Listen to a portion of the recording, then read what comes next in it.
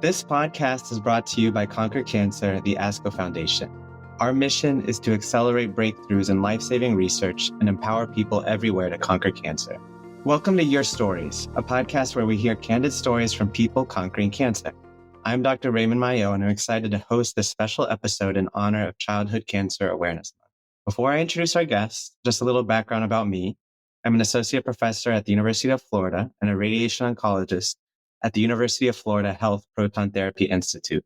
I'm also a two-time Conquer Cancer Award recipient who knows firsthand the powerful impact that our listeners and their generosity can have for patients with cancer.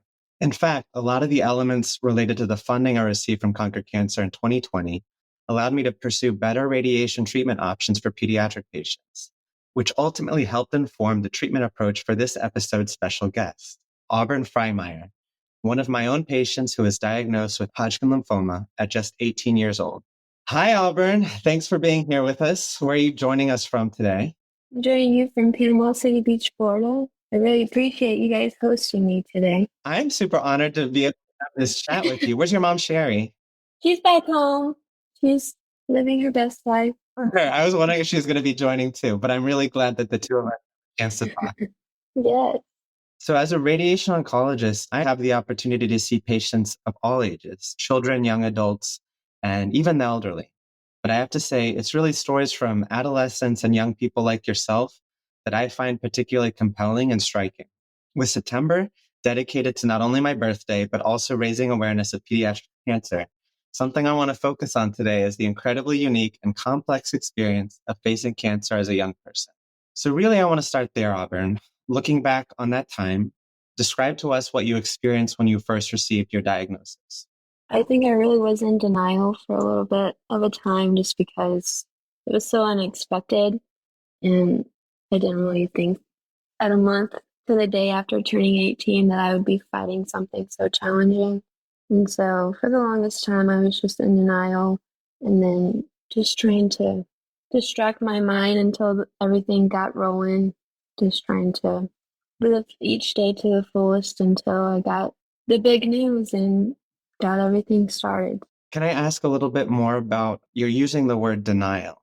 Do you mean that like the symptoms, you kind of sat on them a bit, or after you heard the big C word, cancer, that you were distancing yourself from that? Right. I think when they came into the room to tell me that they had seen a spot in my chest and they thought it was cancer, my mom and I looked at each other both and the faces were probably like absolute distraught, but I just don't really think it sunk in with me fully until like everything started rolling in for us. I mean, I can't imagine it. I think you have a journey ahead of you, just like anyone has their journey. I think I can compare it sometimes to like a marathon. And this is a bump on a mile marker that you did not expect at all. And I can't imagine what you or Sherry was feeling that day, just knowing how much Sherry loves you. Yes, absolutely. And so you're in the Panhandle, but I do remember that part of your care was this in Birmingham, or can you walk me through how that was going at the time? They did all the findings in Crestview, and then basically they sent me into the ER in Birmingham so that they could get everything rolling faster. And they did the biopsy at Birmingham, and then the rest of my care was at Shands. And then radiation was with you, of course. We as Floridians know the distances between, Crestview, Birmingham, and Gainesville, but do you mind giving a little more insight about how far those places might be? Yeah, Crestview from my hometown was about 30 minutes. That was just the closest ER to the symptoms I was having. Just needed to get somewhere fast because I was really uncomfortable. And then Birmingham from us was about 3 hours and about 45 minutes. And then to Shands was like 4 hours. I do have to say, seeing distances, it's quite a lot of distance that you had to travel for care, diagnosed to then where you were receiving treatment. Right. And I can tell you that being in the car, like all those times is rough. I hate being in the car now just because of all that traveling back and forth has made me refuse. Let's talk about that. And so, this horrible news was shared with you in Birmingham, and you mentioned this time of denial. What was the time course of using the word denial to then perhaps reconciling or coming to terms with what was on your plate at that time?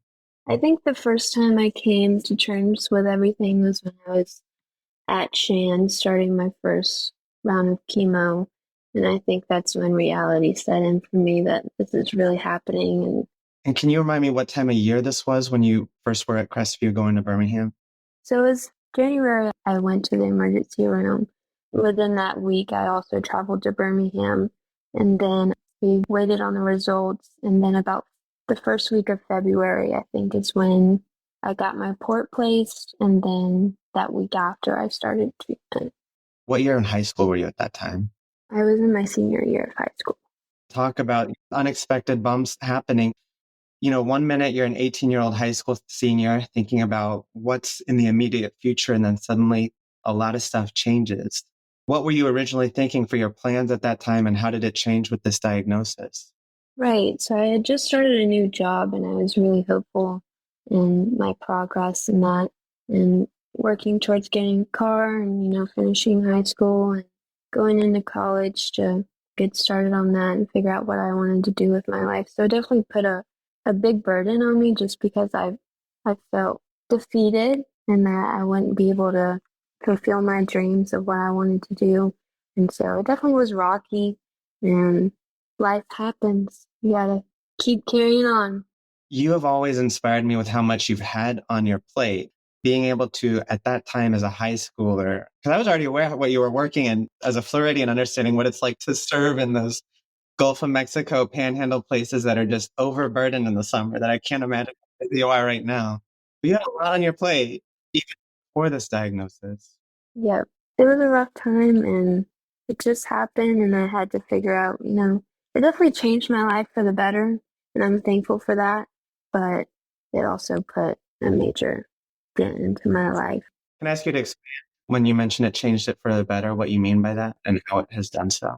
I think just the way I look at life in general, to a certain extent, I felt as if I was taking life for granted at times, spending so much time in a hospital. On social media, seeing people live life and like go out and do fun activities and stuff like that. And you're sitting in a room isolated and getting all those hard chemo medications inserted into your body. So it definitely was hard just living on the outside of things while other people were just enjoying life, but not being angry at them for doing that, but just like, man, what I would give to have that kind of life back.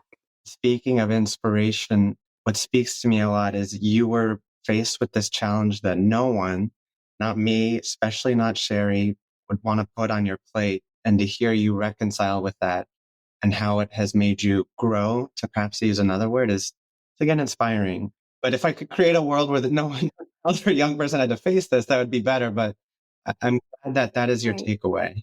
But you mentioned, that at times treatment could be very difficult. What are some aspects of dealing with treatment as a young person you think that other people might not understand? Physical appearance for sure. That's a hard one to grasp. And then just like, financially, it's a struggle because I was out of work and like mentally and physically, I just couldn't. I couldn't. Most days I couldn't get out of bed. I was sleeping and so nauseated that I couldn't get out of bed. And so I just feel like, you know, and also like just in general, the whole it puts on your life and not being able to fulfill your dreams like most people just go right into it. But you have to take it slow day by day, restart yourself again. Who or what were you leaning on during those times? Definitely my family, for sure. That's all I had. My mom, big time, because she was there for me every step of the way, and I'm thankful for that. Without her, I wouldn't have made it this far, for sure, because it's very traumatic, very traumatizing to go through. And I still face some of those battles today, but nowhere near as rough being in a hospital all the time and feeling those feelings of just distress and mentally struggling all around. I remember something we chatted a lot, just given the fact you're ending high school and there was, certain things that happened, that prom was a part of that specific timeline. Can you talk about some of the other things that you felt that had been my plan is this is what I want to do before high school finishes and what you've been able to, those challenges to try to make up for those experiences?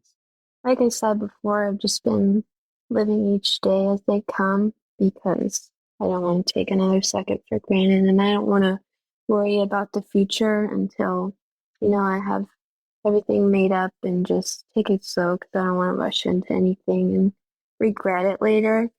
And also just I'm still trying to figure out what I want to do. I went back and forth before getting diagnosed with cancer, and what I wanted to do was be in nursing. But then going through what I went through, I think I kind of took a step back from that and realized the damage it might do to me just because of how much I struggle already now. I don't think I could put myself in that situation. I mean, not in a bad way, just because it's hard seeing those suffer and sick like that. And I think it would be a lot for me. Just to give you a secret, I think all of us are as adults are trying to figure out what we're doing. I think the older you get, the better you are at hiding it.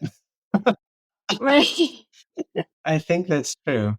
I think one thing we haven't mentioned is we talked about how old you were when you were diagnosed. How old are you now? And how long ago was it between now and that February when stuff was first caught in Crestview, or January rather? I was diagnosed at 18 and now I'm 21 and will be 22 in December. I definitely have had a bunch of time to reflect on everything and I mean, just conventionally by society, you have 20 more years to still say I'm figuring things out. right. And even then, you could just lie about it a little more. Right, exactly. It's all right. It'll come when it's ready. I mean, that list will grow and it'll shorten, and then it can change with the season and wherever life takes you. Right. One of the things that has sincerely struck me about you was your grace and patience that you exhibited throughout this journey. And something that I would want to do as a physician, as someone who cares for patients, is be able to help foster and cultivate that in other people I meet and I have the honor of treating. What advice would you give to other physicians about to help their patients, especially young patients, navigate that road through cancer and recovery? I feel like it's very important for physicians to build that connections with their patients because that's important and they rely on you the most during all those times. And I just feel like when you connect with them and it makes them more comfortable and feels like they always have you to lean back on when you have worries, or they can always just be that comfortable reassurance that they need. I'm very aware of the treatment you received. And even on that bump, that is the diagnosis of cancer, you're having to travel to Birmingham. And then there was an initial treatment path that was set forth in Gainesville. But can you talk about the initial chemo you received and how that was? So my first round of chemo, I think, was a little bit harsh on me than they expected it to be. And then I developed that infection in my colon. That was a hard battle too because I feel like being told that you weren't promised to live another 24 hours through the night was probably the biggest challenge for me as well. And then spending 17 days in the hospital, 6 of those being in the ICU, that put a lot of defeat on me because, and I also stopped treatment for a while too, and I wasn't able to finish it for a little bit. So that was really rough. Again, I feel limited by the words that I can have, but to hear you articulate that someone is telling you this idea of having 24 hours is something I would never want someone to feel at all. Right. And the way you discuss it, you is so honest. Were there certain goals or mileposts that, you mentioned these, like you had this, again, you're traveling from Crestview, 4 hours north to Birmingham, 4 hours east to Gainesville. This treatment path is set. It changes again. Did you have milestones or goalposts that you were like, I'm trying to reach this? This is what is motivating me. I feel like I did have certain milestones I was trying to reach, but also I was just trying to grow with it and let it come as I was just trying to be accepting of it either way because, life goes on or it doesn't, but it is really important that you don't sit and dwell on it for too long just because, you can come out on the end of it better than you started at it.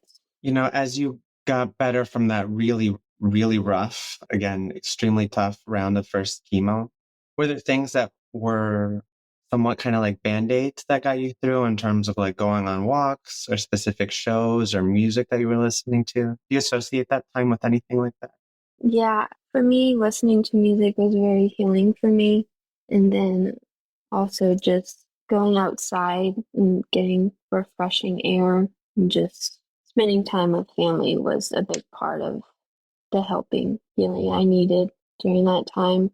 I relied on them tremendously, and just getting out of the house with them definitely helped ease the emotion I was feeling and distract my mind from the sickness too as well, because nauseation is not for the weak, okay? But yeah, trying to do little things to distract your mind, the best way to cope with it is just to not sit there and dwell on it too much, because you're only hurting yourself more in that situation. But it definitely did happen quite a few times. Is there anything about your experience that I haven't asked about that you want to share? The time for radiation was challenging for me because of the way it goes. Just being strapped down to a bed is very difficult. But you guys and your team made it so comfortable and easygoing, and just was important for me to just go in there every day with a positive mindset, because I felt comfortable and knowing that I had an amazing team that was understood what I was feeling and made it easy for me. Thank you.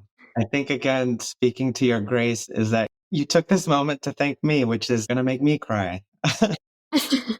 No, but really, the first day going to get fitted for the mask and everything, leaving there, first day, I told my mom, I was like, there's no way I'm doing that.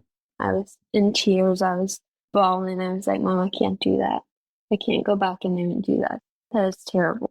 And then just going in there every day with the team that I had made it so much easier. Thank you. Those words mean so much. And I hope that we can provide that experience for other people on this journey on a bump that they don't want to be on. For sure. So, to follow up on what you mentioned, this idea of coming through better than you started, can you comment on that? And why I speak about this is there's an idea of hope in it. And specifically, if you have done a lot to inspire, and that in itself brings hope. So, I think it would be meaningful if you could talk about this idea of coming through better than you started. At the beginning, like I said, I was in denial, and then during the first start of treatment, and the way I felt then, and telling my mom that I couldn't go another second, and that was just like beating myself up a lot, and just the situation in general. And then now, it just has made me, like I said before, not take another second for granted and be so positive and trying to uplift people, because like I said before as well, you can't sit and dwell on it too much, because you still have to keep going. And I just feel like the way I was living before, I was struggling with some things before I started with cancer.